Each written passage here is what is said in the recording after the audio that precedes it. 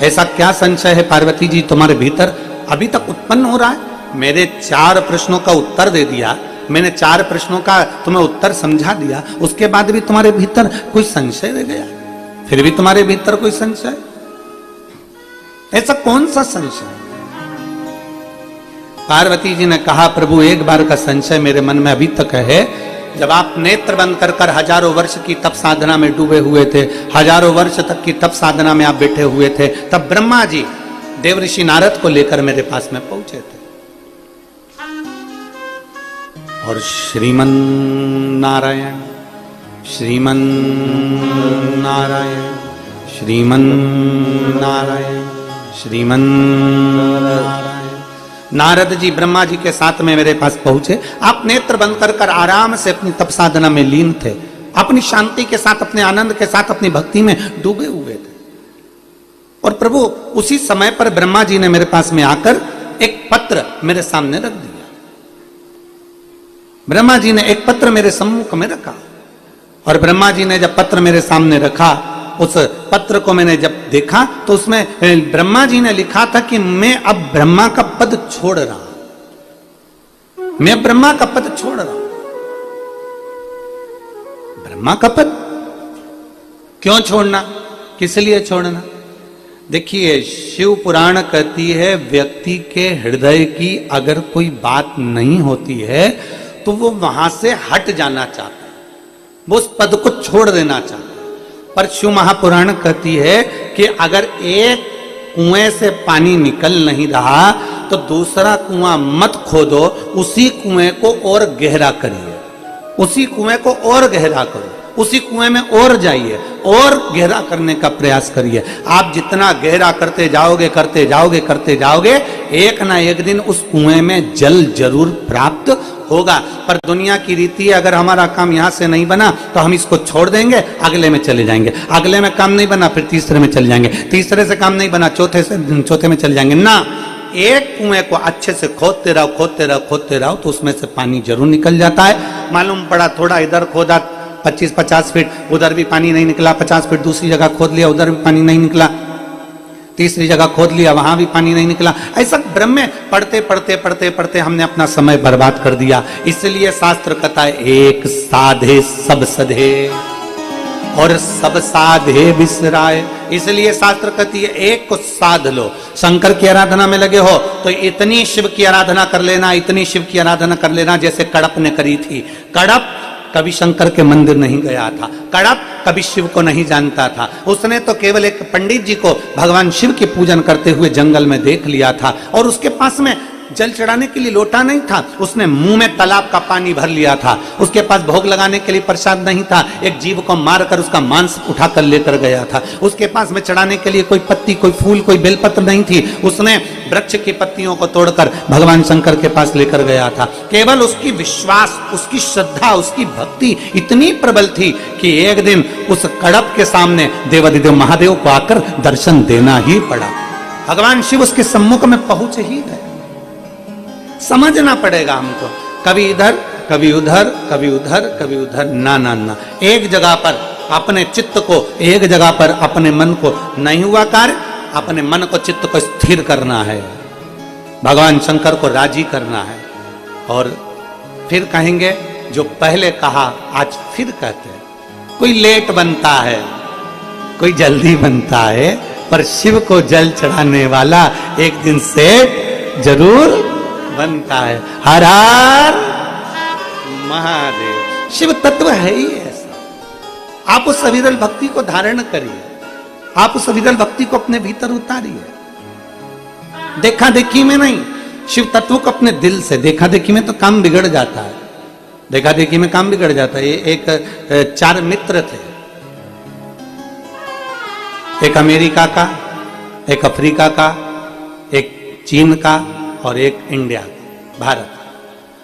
चारों मित्र जब भी ऑफिस में मिलते थे तो बड़े दुखी होते थे कि अपनी पत्नियां एक जैसा भोजन बना के दे देती हैं। अमेरिका वाला कहता है कि मेरी पत्नी ने मेरे को भोजन में बताओ तो ये ला के रख दिया। दूसरी कहती है मेरी पत्नी तो बस केवल नूडल ही नूडल ला कर दे देती है। तीसरा कहता है मेरी पत्नी ऐसी है जो केवल इडली सांभर ही ला कर दे देती है। और चौथा था भारत का, वो हमेशा रोता रहता मेरी पत्नी ऐसी है केवल लौकी की सब्जी और रोटी रख देती है। अब चारों अपना अपना दुखड़ा रो रहा है। रोज प्रतिदिन ऑफिस में मिलते, रोज अपना दुखड़ा रोते। अब बड़े परेशान।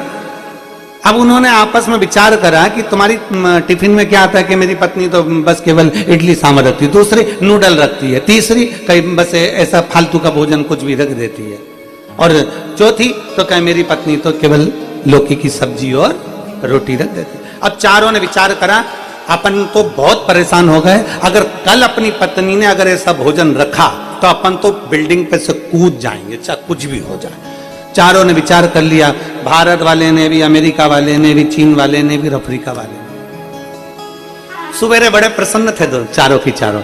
आज तो अपना टिफिन अपनी पत्नी ने बदल के रखा होगा, और हो सकता है अपनी पत्नी इतनी अखंड सौभाग्य वाली है, इतना व्रत पूजन करती है, तो जरूर ये पक्का है कि आज अपने को बिल्डिंग पे से कूदना नहीं पड़ेगा। पर जैसे ही उनने टिफिन खोला और खोलते से ही देखा तो वही की वही आइटम थे, वही की।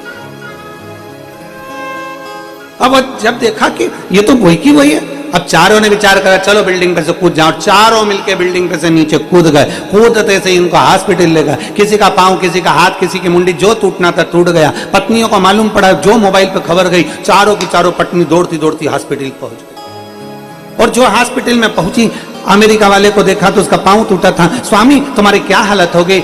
मेरे प्रिय, माय डियर, ये क्या हो गया? अब ये क्या हो गया? और पत्नी तुरंत रोती हुई बोली और कह दिया आज के बाद, पति ने कहा तेरे कारण हुआ, टिफिन एक जैसा, क्या आज के बाद कसम खाती हूं तुमको एक जैसा कभी टिफिन नहीं दूंगी। अफ्रीका वाली ने कहा कि मैं भी कसम खाती हूं आज के बाद तुमको एक जैसा टिफिन नहीं दूंगी।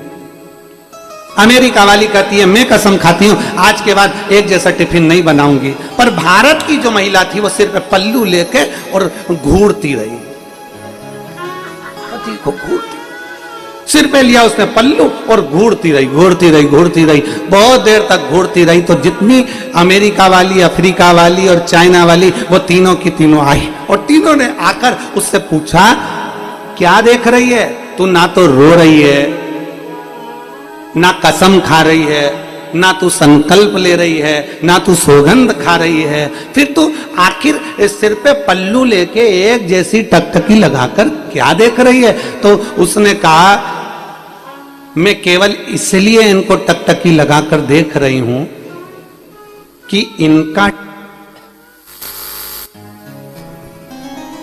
टिफिन तो ये खुद बनाते थे, फिर क्यों कूदे?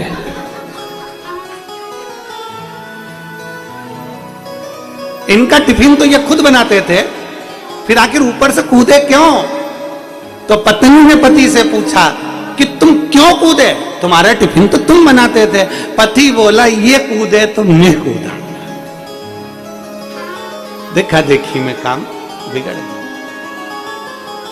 शिव पुराण कहती है, भगवान शंकर की कथा कहती है, शिव तत्व कहता है। देखा देखी नहीं। भगवत भजन में कोई कह दे कि नहीं तुम्हें इस पद से हट जाना है, तुम्हें ऐसा कर लेना है, तुम उधर चले जाओ, ना ना ना ना ना, अपनी चित्त अपनी वृत्ति एक कुएं को खोदे जाओ, खोदे जाओ, खोदे जाओ, उसमें पानी जरूर निकलेगा। देखा देखी नहीं करना,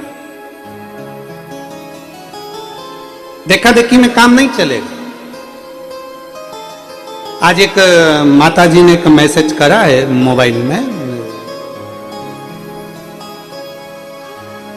अब कल ऐसा होगा तो हम मोबाइल भी यहाँ, अब घर में ही तो कथा है तो कोई मैसेज कर देगा ना तो हम उसको लेके बैठ जाएंगे, तुम्हारे को मैसेज में मोबाइल में दिखाएंगे। एक जी ने पंडाल में बैठकर मैसेज करा है, वर्धन जी, हम उस बेटी का हम आपको यहीं से कल फोटो भी दिखाएंगे। वो लिख रही है अपने मैसेज में, सीओर भेजा मैसेज, फिर सीओर से यहाँ आया आशीष जी के, तो उन्होंने उस मैसेज में लिखा कि हम अपने आप में आश्चर्य में हैं कि गुड़गांव में कथा हो रही है, हम अपने आप में आश्चर्य में। तो एक विश्वास अपने भीतर जब जागृत होता है, एक भरोसा हम शंकर के प्रति जागृत कर लेते हैं, तो शिव तत्व हमको मिलता जरूर है। हमें शंकर भगवान का शिव तत्व अवश्य प्राप्त होता है। महाराज शिव महापुराण की कथा कर रही है कि अपने भीतर का विश्वास प्रबल करिए। एक कुएं को खोदे जाओ, खोदे जाओ, खोदे जाओ, आज नहीं तो कल, कल नहीं तो परसों, पर पानी उसमें मिलेगा जरूर। भटकना नहीं है,